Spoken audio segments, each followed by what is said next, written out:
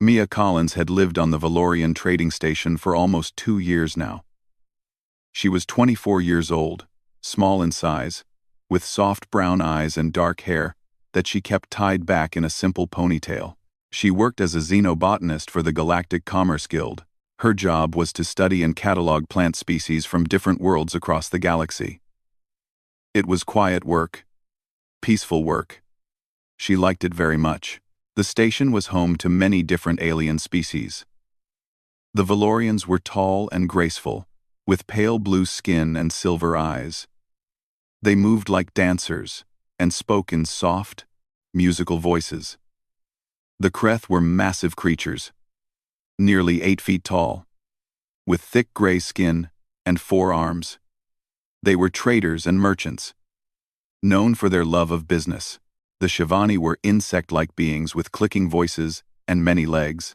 They were nervous by nature but very good with numbers and records. All of them looked at Mia with a mix of curiosity and pity. Humans came from Earth. Everyone in the galaxy knew about Earth. It was a death world, a planet so dangerous that most alien species could not survive there for even a single day. The gravity was crushing, the weather was violent and unpredictable. The animals were savage killers.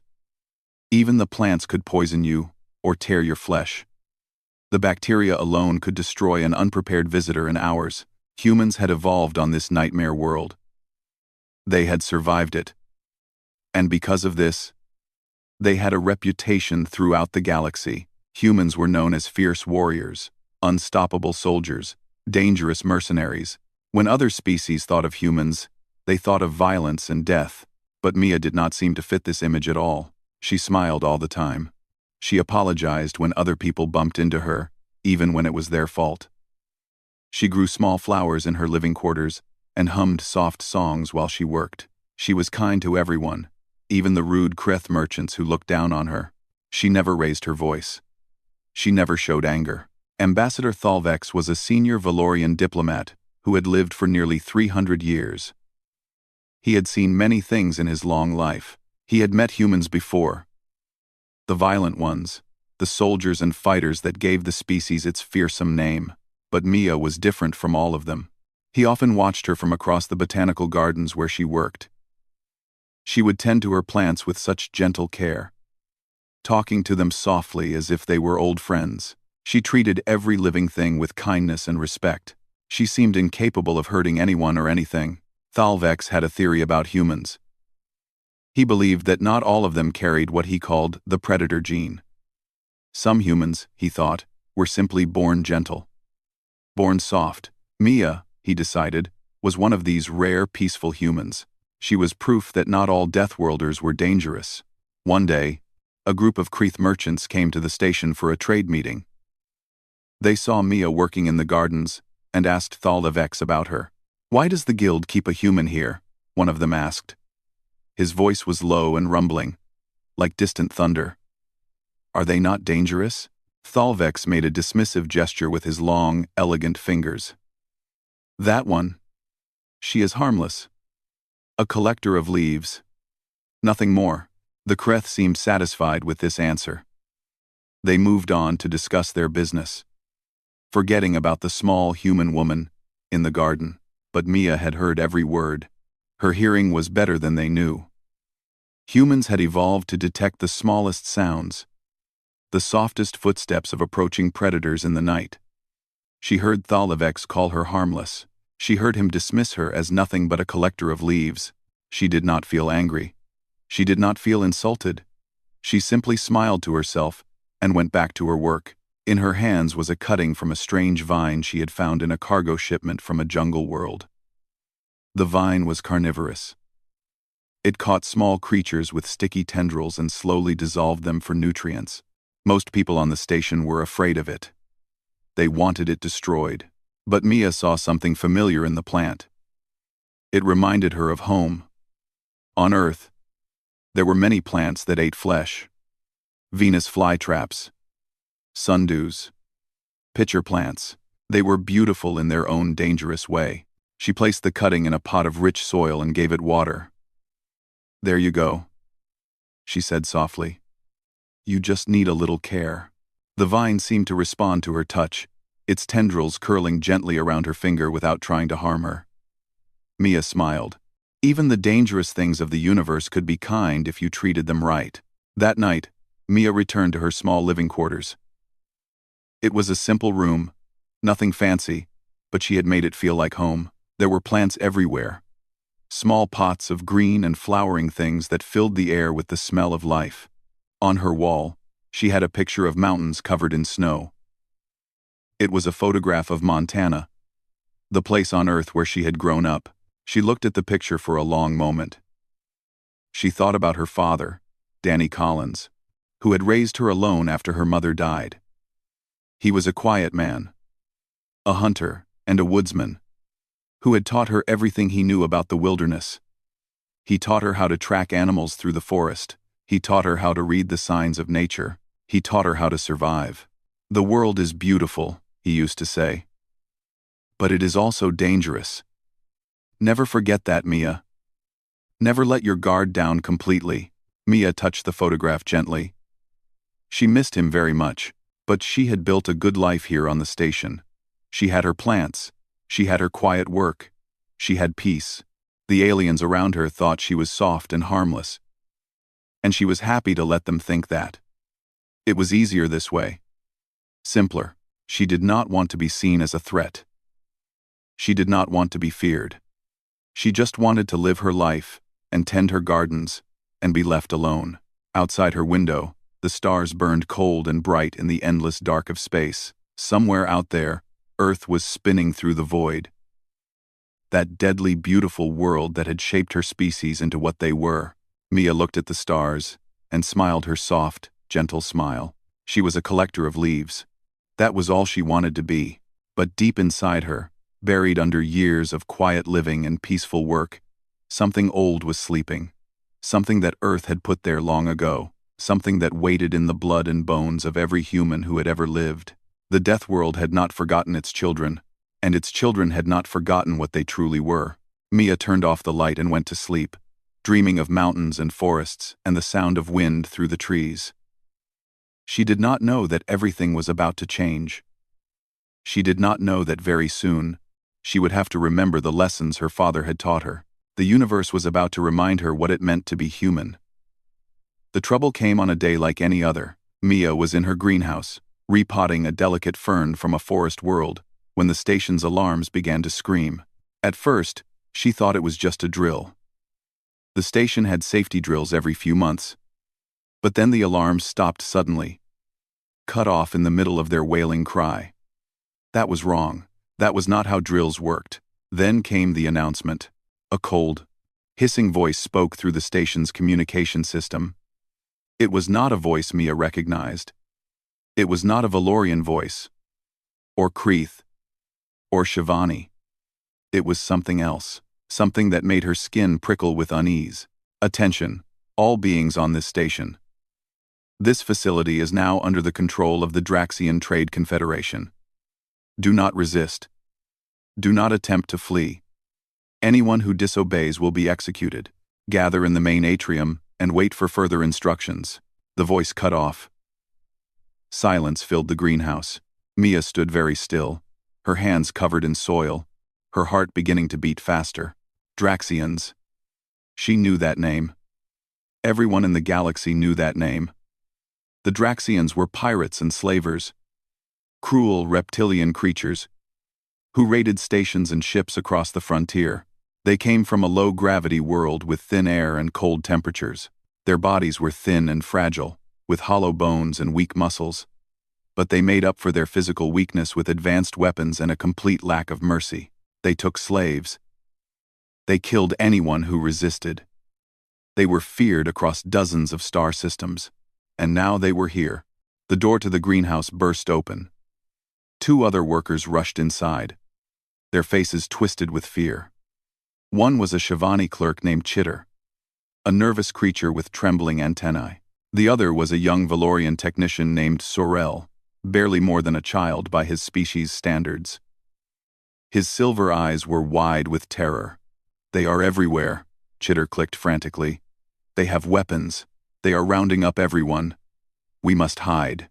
Sorel was shaking so badly he could barely stand. My father. My sister. They were in the atrium. I do not know if they are safe. Mia set down the fern she had been holding. She wiped the soil from her hands slowly, carefully, the way she did everything. But inside her chest, something was changing. Something was waking up. How many Draxians? She asked. Her voice was calm, quiet. Chitter's antennae twitched. Perhaps 30. Maybe more. They carry neural disruptors. The weapons cause terrible pain. No one can fight against them. They have taken control of the security systems. Sorel added, his voice breaking. The station guards are prisoners now. There is no one to help us.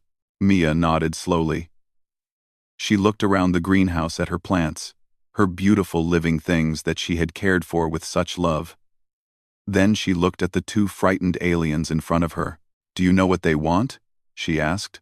The ambassador's daughter. Chitter said. Lyra.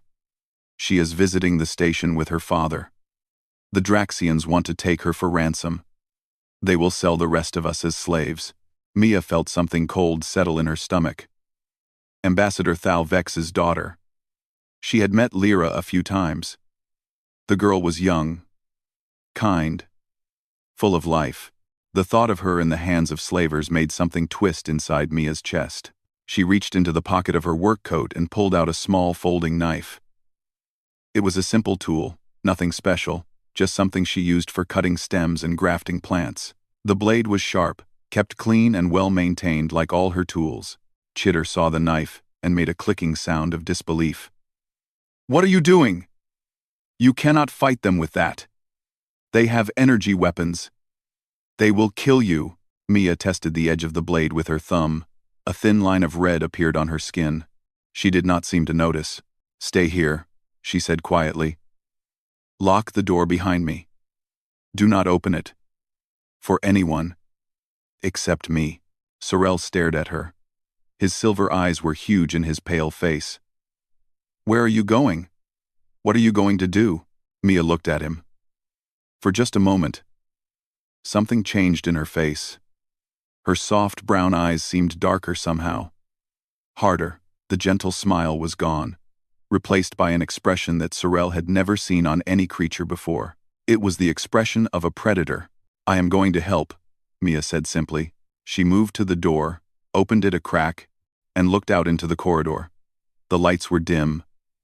The emergency power had kicked in, casting everything in a faint red glow. She could hear sounds in the distance. Screams, shouted orders in that hissing Draxian language. Mia took a deep breath. She let it out slowly.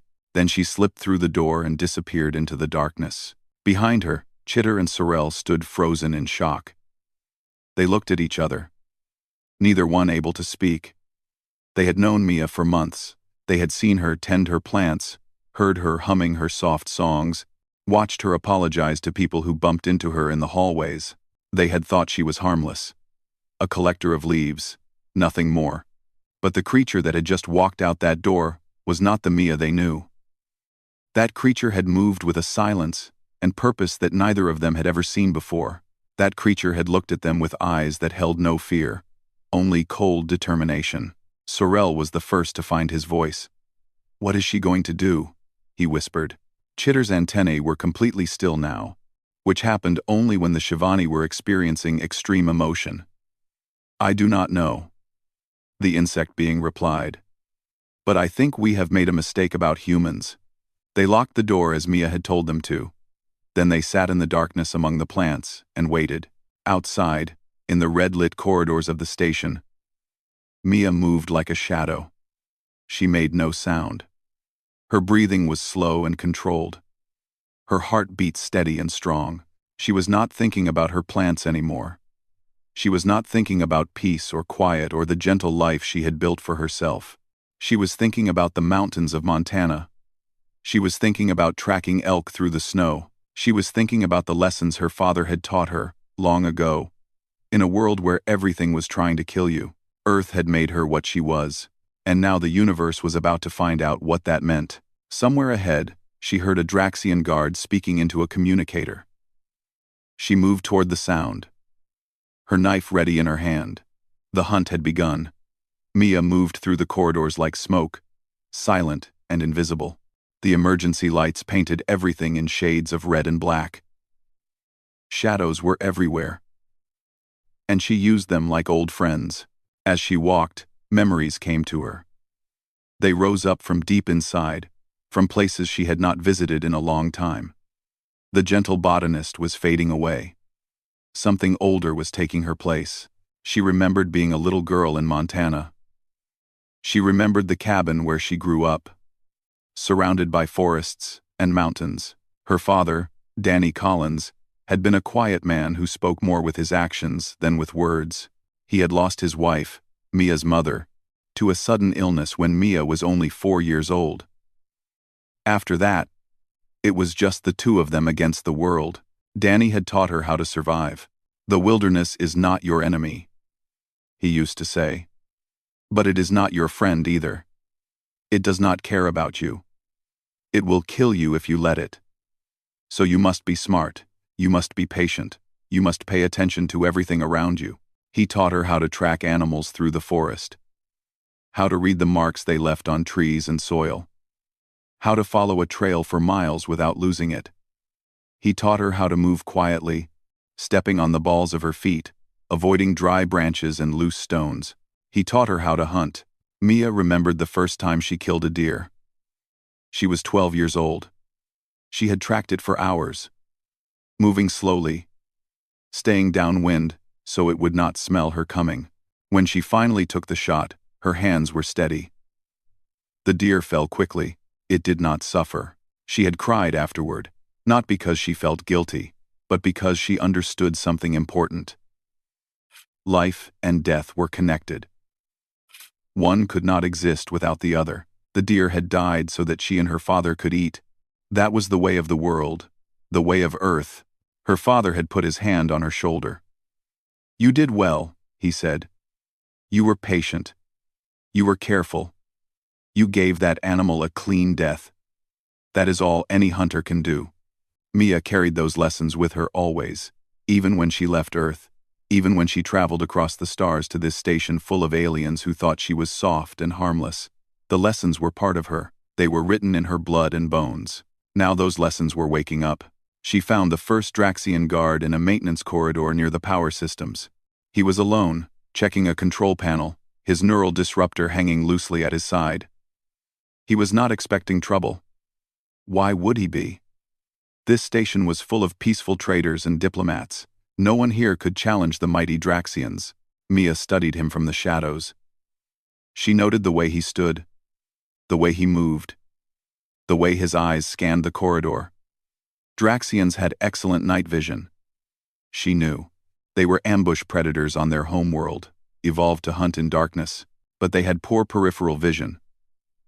Their eyes faced forward, focused on what was directly in front of them. They had never needed to watch for threats from the side. On Earth, that would have gotten them killed very quickly. Mia circled around behind him. She moved without sound, each step placed with perfect care. Her breathing was slow and shallow, her heart beat steady and calm. The guard never knew she was there. She struck fast, like a snake.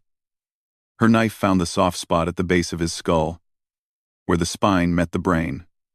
The Draxian made a small choking sound and collapsed. It was over in less than a second. Mia felt nothing. No guilt, no hesitation. This creature had come to hurt innocent people. It had come to take slaves. It deserved no mercy. She took the guard's neural disruptor and checked its charge. Nearly full. Good. She also took his communicator and listened for a moment to the chatter of Draxian voices. They were organizing, spreading out through the station, gathering hostages in the main atrium. 30 of them, maybe more.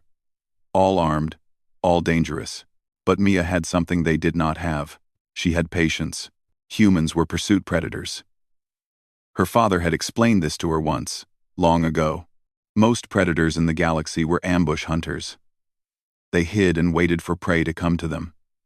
They attacked with one burst of speed and strength. If they failed, they gave up and tried again later. Humans were different. Humans chased their prey. They followed it for miles, for hours, for days if necessary. They did not stop. They did not get tired. They kept coming, relentless and unstoppable, until their prey collapsed from exhaustion. On ancient Earth, this was how humans hunted. They would pick an animal and follow it across the savannah, never letting it rest, never letting it escape. The animal would run and run and run, but the humans would always be there behind it, walking steadily forward. Eventually, the animal would fall, and then the humans would eat. This was what Mia was now, a pursuit predator. She would not stop until every Draxian on this station was dead or captured. She found the second guard near the medical bay. He was dragging a wounded Valorian by the arm, ignoring the alien's cries of pain. Mia felt a cold anger rise inside her. But she pushed it down. Anger made you sloppy. Anger made you make mistakes. She waited until the guard was in the right position. Then she moved. The disruptor bolt caught him in the chest. He went down hard, twitching and gasping. The Valorian stared at Mia with huge, disbelieving eyes. "Run," Mia said quietly. "Hide somewhere safe. Do not come out until this is over." The Valorian did not need to be told twice. He scrambled away, disappearing into the maze of corridors. Mia kept moving. The third guard was harder. He was alert, suspicious, his weapon ready. But Mia was patient. She waited in the shadows for nearly 10 minutes, barely breathing, until he finally turned his back for just a moment. That moment was enough. 4 guards, 5, 6. Mia moved through the station like a ghost, like a nightmare, like a force of nature. The Draxians began to realize something was wrong. Their communications crackled with confused reports. Guards were disappearing. Something was hunting them in the darkness. They did not know what it was. They did not know that it was just one small human woman with soft brown eyes and dirt under her fingernails. But they were about to find out. In the main atrium of the station, chaos was growing. Vorax, the leader of the Draxian raiders, paced back and forth in front of his prisoners. He was tall for his species, nearly 6 feet, with dark green scales and eyes like chips of yellow ice. A long scar ran down the left side of his face, a mark from some old battle. He was known across the frontier as a cruel and cunning pirate. He had taken dozens of ships, hundreds of slaves. He had never failed a mission. But something was wrong. 7 of his raiders had gone silent. Their communicators did not respond. They had simply vanished into the corridors of the station, and no one could find them. Vorax did not like mysteries. Mysteries meant danger. "Find them," he hissed at his remaining soldiers. "Search every corridor, every room. Something is happening, and I want to know what." The Draxians spread out, their weapons ready, their eyes scanning the shadows. But the shadows were deep, and something was moving in them. In the center of the atrium, the prisoners huddled together in fear. There were perhaps 50 of them. Valorians, Kreth, Shivani, and others. They had been forced to sit on the floor with their hands on their heads. Any who resisted were beaten with neural disruptors set to pain mode. Ambassador Thalvex sat among them. His daughter Lyra pressed close against his side. The young Valorian girl was trembling, her silver eyes wet with tears. Thalvex held her tightly, trying to comfort her. But his own hearts were heavy with despair. He had lived for 300 years. He had survived wars and plagues and political upheavals. But he could see no way out of this situation. The Draxians were too many, too well armed. The station's security forces were prisoners like everyone else. There was no help coming. He thought of Mia Collins, the gentle human botanist. He wondered if she was safe. He hoped she had found somewhere to hide. She was not a fighter. She could not help them, or so he believed. The lights flickered. Once. Twice. Then, they went out completely. For a moment, total darkness filled the atrium. The prisoners gasped. The Draxians cursed and raised their weapons, pointing them at nothing. Then the emergency lights came back on. Dim red illumination that turned everything the color of blood. A door opened at the far end of the atrium. A small figure stepped through. Mia Collins walked toward them. She was not the same woman who had tended plants in the greenhouse. Her botanist's coat was torn and stained with dark fluid. Draxian blood. Her hair had come loose from its ponytail and hung around her face in wild tangles. In her right hand, she held a neural disruptor. In her left, her small folding knife, the blade dark with use. But it was her eyes that made everyone stop and stare. They were not soft anymore. They were not gentle. They were the eyes of something ancient and terrible, something that had climbed to the top of the food chain on the most dangerous planet in the galaxy. Something that had looked death in the face 1,000 times and had never once blinked. Ambassador Thalvex felt his breath catch in his throat. He had seen many predators in his long life. He had seen Kreth warriors in battle rage. He had seen the hunting beasts of a dozen different worlds, but he had never seen anything like what he saw in Mia's eyes. Those were the eyes of Earth. Vorax turned to face her. His scarred face twisted with confusion, then anger. "What is this?" he demanded. "One human? You think one human can stand against us?" Mia stopped walking. She was perhaps 20 feet from the Draxian leader. Around her, his soldiers pointed their weapons at her. But something made them hesitate. Something in the way she stood, something in the calm certainty of her posture. "Your species evolved on a world with 4/10 standard gravity," Mia said. Her voice was quiet, but in the silent atrium, everyone could hear her clearly. "Your bones are hollow to save weight. Your muscles are thin because you never needed strength. You are ambush predators, evolved to strike once and retreat if you fail." She took a step forward. The Draxians took a step back. "My species evolved on Earth. A planet with crushing gravity, extreme temperatures, violent weather, and predators in every corner. Everything on my world is trying to kill everything else. Every day is a fight for survival." Another step. The prisoners watched in amazement. The Draxians watched in growing fear. "We are pursuit predators. We do not stop. We do not give up. We can run for hours without rest. We can survive injuries that would kill any other species. We heal faster, endure more pain, and keep fighting long after we should be dead." Vorax raised his weapon. His hand was shaking. "Stay back," he hissed. "I will kill you," Mia smiled. It was not a friendly smile. It was the smile of a wolf looking at a rabbit. "You came to this station to take slaves," she said. "You came to hurt innocent people. You thought you were the predators here. You thought everyone was prey." She raised her disruptor and pointed it at Vorax's chest. "You were wrong. There is always a bigger predator, and you just found her." Vorax fired. His shot went wide, striking the wall behind Mia. His hands were trembling too badly to aim properly. Mia did not miss. The bolt caught him in the shoulder, spinning him around. He screamed in pain and fell to his knees. His weapon clattered across the floor. The other Draxians opened fire. But Mia was already moving. She was fast. Faster than they expected. She dove behind a pillar, rolled, came up shooting. 2 more Draxians fell. The prisoners scattered, crawling away from the fight, trying to find cover. Some of the braver ones grabbed fallen weapons and joined the battle. But it was Mia who turned the tide. She moved through the Draxians like fire through dry grass. She used the environment against them. She overturned tables for cover. She shot out lights to create darkness. She exploited their poor peripheral vision, striking from angles they could not see. One by one, the Draxians fell. Some were killed. Others were wounded and captured.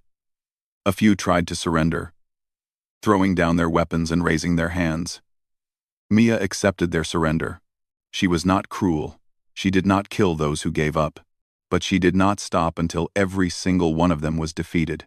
In the end, she stood alone in the center of the atrium, surrounded by fallen enemies, her chest heaving with exertion. Her eyes were still hard, still fierce, still the eyes of a predator. Then, slowly, The hardness faded. The gentleness returned. Mia Collins, the botanist, came back. She looked around at the stunned faces of the aliens she had saved. "Is everyone okay?" she asked softly. "Is anyone hurt?" No one could answer. They were too shocked to speak. They could only stare at the small human woman who had just single-handedly destroyed an entire raiding party. Ambassador Thalvex held his daughter close and watched Mia with new eyes. He would never call her harmless again. The battle in the atrium was over, but Mia's work was not finished. She scanned the room quickly, counting the fallen Draxians. 23. But there had been at least 30 on the station. Some were still missing, and Vorix, the leader, was no longer where he had fallen. A trail of dark blood led away from the spot where he had collapsed. He had crawled away during the chaos, dragging his wounded body toward the docking bay, toward his ship, toward escape. Mia did not hesitate. She followed the blood trail, moving fast but careful. A wounded predator was often the most dangerous kind. Vorix had nothing left to lose. Behind her, the freed prisoners were beginning to organize.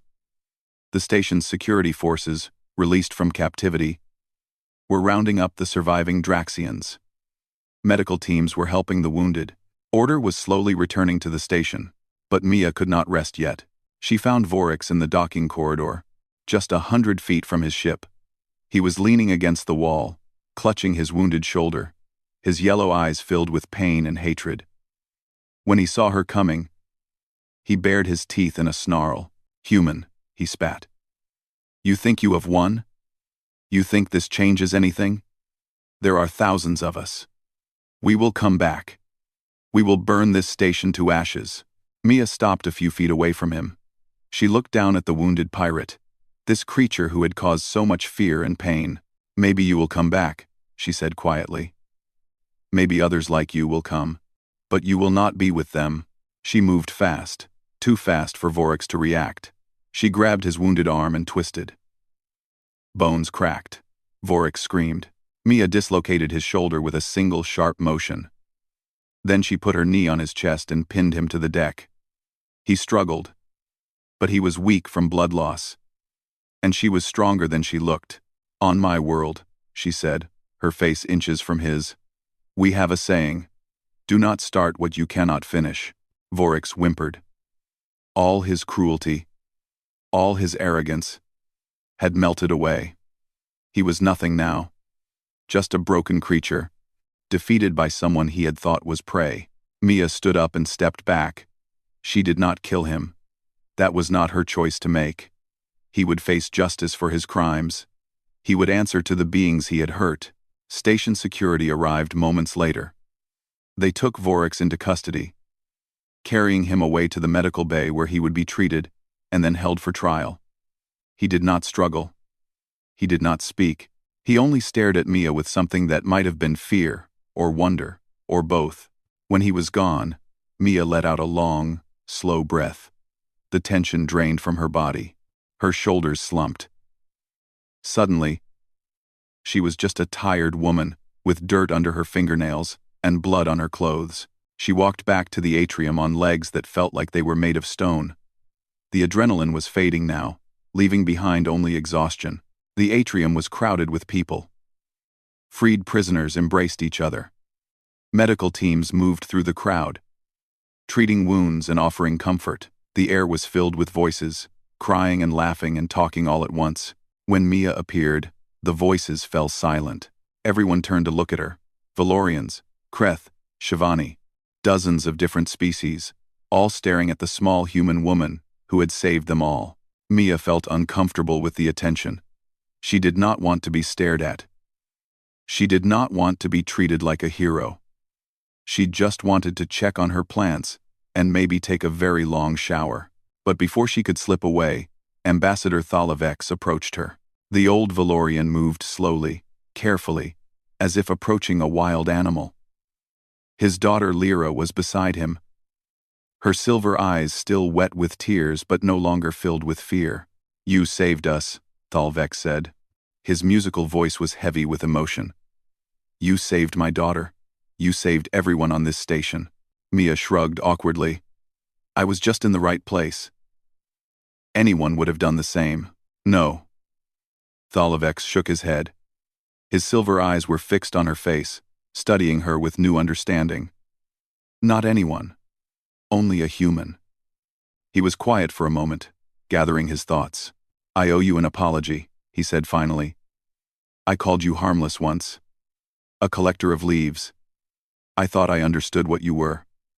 I was wrong. I was very wrong. Mia looked at him. Some of the hardness had returned to her eyes, just for a moment.